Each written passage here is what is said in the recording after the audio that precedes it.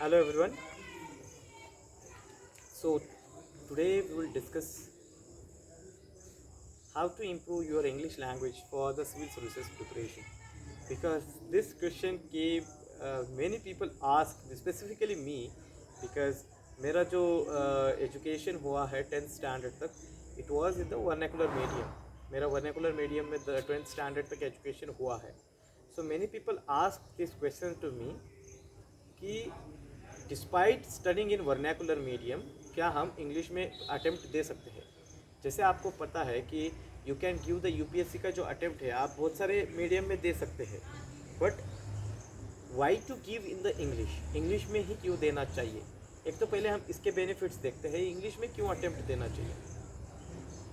The reason behind giving attempt in English language, एक तो होता है कि इंग्लिश लैंग्वेज में अटेम्प्ट देने से आपका मटेरियल अवेलेबिलिटी बहुत है इंग्लिश में. मेनी क्लासेस का मटेरियल जो भी करंट अफेयर्स है, इंग्लिश न्यूज़पेपर है, तो ये अवेलेबिलिटी ऑफ मटेरियल है ये इंग्लिश में ज़्यादा है. Okay, so the availability of this material is more in English. Then अगर पीटी का भी देखा जाए, जो एक तो पर्सनैलिटी टेस्ट का भी आप इंग्लिश में अगर पर्सनैलिटी टेस्ट दोगे there will be direct communication between you and the interviewer. ऐसा नहीं है कि वर्नाकुलर मीडियम वालों को कम मार्क्स आए हैं. There is nothing like that. हम just availability and ease of preparation की बात कर रहे हैं. देन जो मेंस का भी मटेरियल है, देन आंसर राइटिंग है. अगर आप मुझे पूछोगे, मेरा जो 10वीं तक एजुकेशन हुआ है वो मराठी में हुआ है, और डिस्पाइट स्टडिंग इन मराठी मुझे अब भी लगता है कि I am good, I can do good in English language. Okay, तो एक तो होता है कि availability of material, ease of studying, then guidance availability. Let's say anthropology आप अगर ऑप्शनल ले रहे हो तो एंथ्रोपोलॉजी का एक तो मटेरियल, एक मराठी मीडियम हो या हिंदी मीडियम हो उसमें बहुत कम अवेलेबल है एंथ्रोपोलॉजी का. और एट द सेम टाइम जो गाइडेंस होता है, गाइडेंस अवेलेबिलिटी भी हिंदी में बहुत, या हिंदी या मराठी में बहुत कम अवेलेबल है. कोई भी आप रीजनल अगर लैंग्वेज लेते हो, then how a person who has studied in the vernacular medium or who is not that good in English can prepare the civil services in the English language.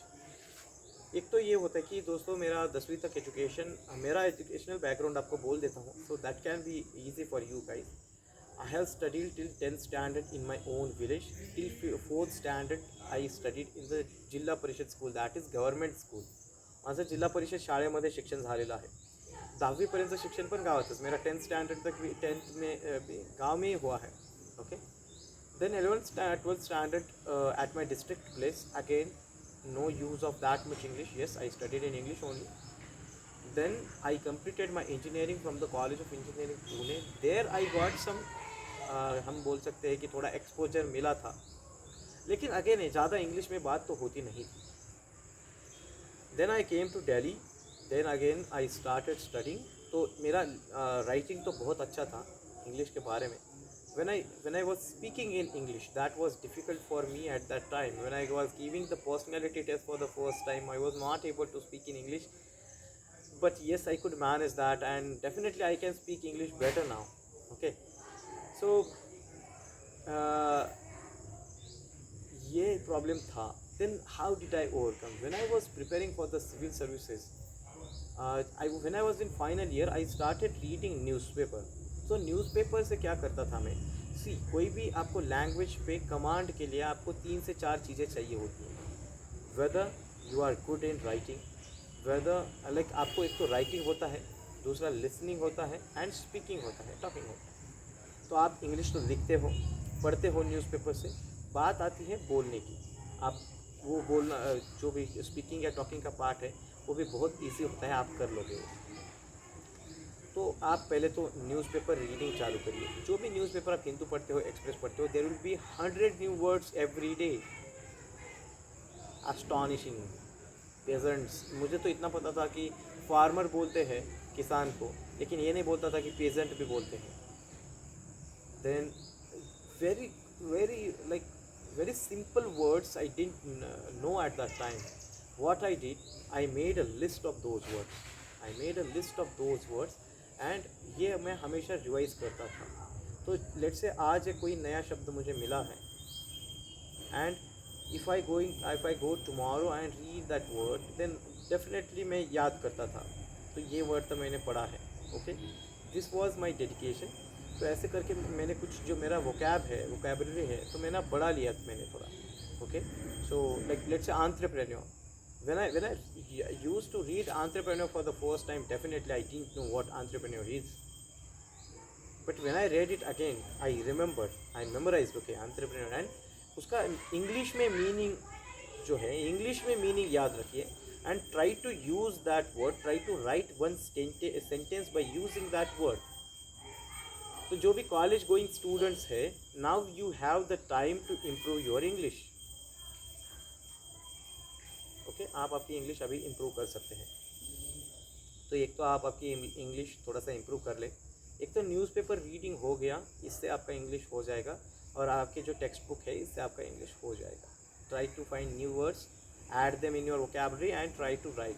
C, flowery language ऐसे भी UPSC में कोई ज़्यादा मायने रखती नहीं है. GS में तो you don't need any flowery language. Flowery मतलब कोई एकदम अच्छे अच्छे वर्ड्स लिखते हैं, ऐसा कोई ज़रूरी है नहीं. You need some flowery language in your essay and ethics preparation. Essay and ethics के लिए लगता है. तो लेकिन वो एथिक्स का एक क्या बोल सकते हैं कि उसका एक अलग एक टर्मिनोलॉजीज है. एम्पैथी, कंपैशन, इंटेग्रिटी, ऑनेस्टी, ये सारे एक 50-100 वर्ड्स है. ये 50-100 वर्ड्स अपन रट लोगे तो भी फिर से अच्छा इंग्लिश आप लिखोगे इथिक्स के पेपर में. ओके, सो एक जो इन्फेरिटी कॉम्प्लेक्स हमारे माइंड में होता है, that I am not able to speak well in English, you should not have that mind set in you. Okay, एक तो बात हुई ये. Then the next thing is about speaking. Speaking तो यही कर सकते हैं. तो आप आपके दोस्तों से बात करिए, आपके फैमिली से बात करिए, आप अकेले बात करिए, आप खुद से रिकॉर्ड करिए. मैंने इंटरव्यू का जब पीटी का प्रिपरेशन किया था, I used to speak in front of the mirror. I used to speak in front of the mirror and I used to observe myself. That's how I learned how to speak in English. आप देख क्या सकते हो, English Rajya Sabha TV देख सकते हो. एक तो आपका नॉलेज भी बढ़ेगा, एक तो आपका देखने का पार्ट भी बढ़ेगा. Then you can watch English documentaries देख सकते हो. तो जो आपका जो करंट अफेयर्स का वीडियोस होता है, ओनली आईज, बाईजूस, जो भी है, वो आप वीडियोस देख सकते हो. इससे आपका देखने का पार्ट भी हो रहा है. तो आप listening is done, then reading is done, then you have to writing is done, then speaking. You have to speak with your friends, family, then साथ के जो एस्पिरेंट्स है, उन सभी से आप बात कर सकते हो. Okay, so I was very weak in English in my first attempt. So then I prepared very well. There was one question in my interview, like I was very confident about few things in my interview also. There was one question that there was this lady member who asked me, so Yogesh, you come from rural background and what do you think, what are the problems of the rural background? I literally I knew that answer very well. I answered to that lady because see, they asked me what are your strengths and weaknesses, and one of my weaknesses I told them I'm not able to convey my I'm not able to speak good in English. So that one of my weakness I told initially. But when she asked that question to me, and I told them, madam, I come from a rural background and I have seen that educational opportunities are very minimum in the rural background. At the same time, health and employmental opportunities are limited to the rural background, and that's why the people in the rural area, they are migrating to the urban area, creating the backwardness in the rural area. At the same time, migration of the people in the urban area leading to the crunch of resources in the urban area, leading to the slumization of the urban area. Both backwardness in the urban area and backwardness in the rural India created the backwardness of India. And she was literally she was smiling at me, and you said that you are not good at English. Okay, so you will, after some time, definitely you will speak very good in English. तो कोई भी काम difficult होता नहीं है.